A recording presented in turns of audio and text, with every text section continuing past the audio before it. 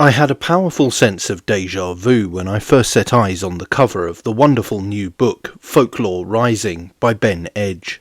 I recognised that primeval essence, those powerful features and those unmistakable wide curling horns, as well as the vacant haunting stare and the odd indeterminate expression, is it menace or mirth, being conveyed by those curled lips.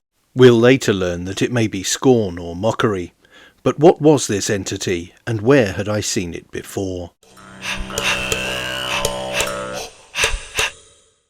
It was then that I realised it adorned the cover of another book, the seminal, for those of us who are interested in this kind of thing, Folklore, Myths and Legends of Britain from Reader's Digest. That simple but dazzling gold embossing from 1973 can become etched into your mind, and Ben Edge has captured its essence perfectly in the cover work of this, well, what is it, an art book, a book on folklore, a history book, a travellogue, a diary? In fact, it is all these and more, a fact that becomes apparent by the book's full title, Folklore Rising, An Artist's Journey Through the British Ritual Year. So, what is the beast on the book covers?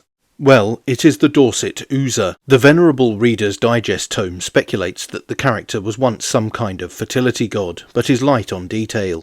Part of this conjecture reads, centuries ago a man wearing the horned mask known as the Ooser may have been a high priest who officiated at a pagan fertility ritual, and the mask may have represented a powerful pagan god.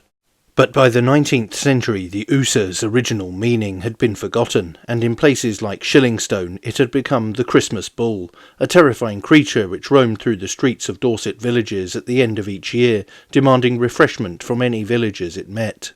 But the Ooser was also potentially used as a shaming device for unfaithful husbands and wives. The Reader's Digest book says, once every Dorset village may have had an Ooser, but by the beginning of the 20th century only one was left, at Melbury Osmond.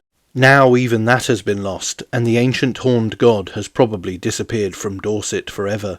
In the 19th century the Ooser almost certainly played a part in a widespread custom known as Skimmington riding, or skimmity. To express their disapproval of adultery, villagers would troop through the streets, leading a horse or donkey on which two figures, representing a couple suspected of unfaithfulness, were seated back to back. Sometimes models were used, and sometimes a masked man and woman played the parts. The Ooser mask may have been worn by the man, or by one of the crowd, as a particularly damning gesture of derision. A Skimmington ride was a form of public shaming or rough justice, primarily in medieval and early modern England and other parts of Europe. It was typically used to humiliate individuals, often men who were seen as being dominated or henpecked by their wives, or those involved in domestic disputes, adultery, or other moral transgressions.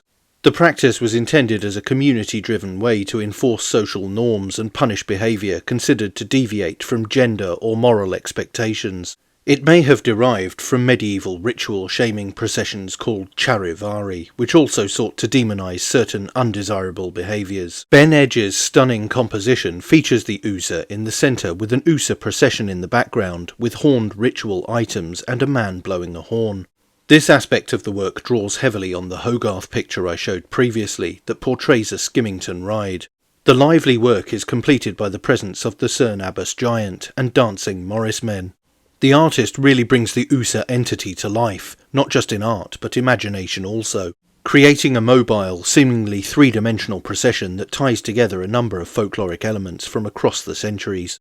And that is what this book does particularly well. It reminded me of the early living history reenactors, like the pioneering medieval society of the 1960s and 1970s onwards, who learned about how things were by doing them. This practical historian approach applied to art, rather than weapon crafting or fight choreography, leads to new insights and interpretations.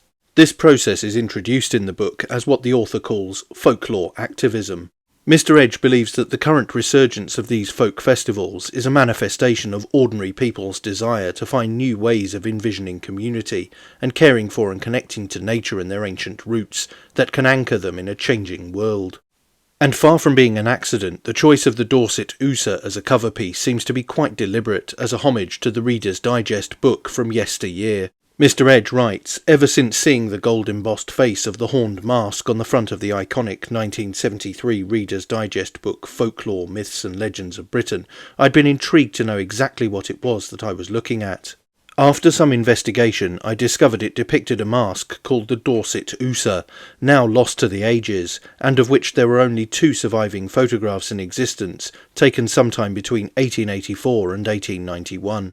The image of the mask is genuinely terrifying, with its 2 large eyes bulging from the page and its demonic half-smile, tufty hair and big sharp horns. It immediately gives you the impression that it has some sort of connection with the occult, maybe black magic. Perhaps this is the reason that this image has endured and survived into contemporary consciousness. Its mystery is immediately intoxicating, terrifying and intriguing.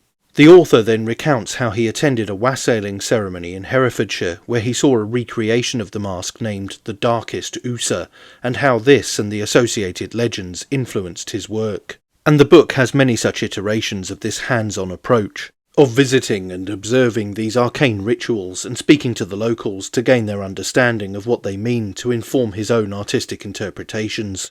I particularly enjoyed the section on the Veil of the White Horse in this regard. It is a great, somewhat investigative journalism-type technique that certainly pays dividends in the striking works of art and fascinating photographs throughout the book.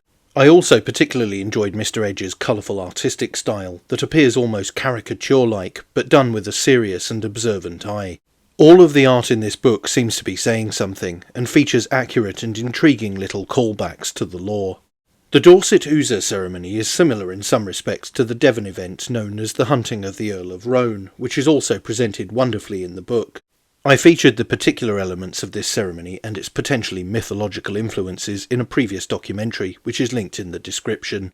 This book is effectively a who's who or a what's what of the fascinating parochial traditions of Britain, all presented through Mr. Edge's own experiences, accounts of conversations with people he has met, and through a wonderful collection of over 200 paintings and photographs.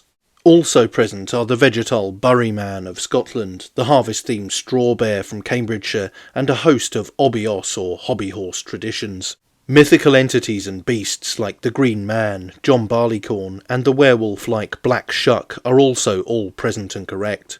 And ritually significant locations are also covered, such as the megalithic monuments of Avebury and the Rollright stones. The layout is clear and well ordered, and the writing is accessible, entertaining, and informative. It offers a glimpse into a fairy tale world that scarcely seems real, but is open to all who are willing to reach out and touch it. This is a wonderful book, and one which every aficionado of British folklore and mythology should own and refer to again and again. It really does encapsulate the magic of these events, these entities and places, and the people who carried out these ceremonies for centuries and those who still do to this day. It comes across very much as a tribute to them. Mr. Edge's travels throughout Britain are inspiring and resonate with me personally, as I have made every effort to do similar on this channel. I would absolutely recommend following in his footsteps and seeing more of this amazing country, and I would definitely recommend this book. But that's it for this video. Don't forget to like, share, and most importantly subscribe. And you can also support the channel on Subscribestar via the link in the description, or via YouTube Super Thanks. Thanks for watching. Bye for now.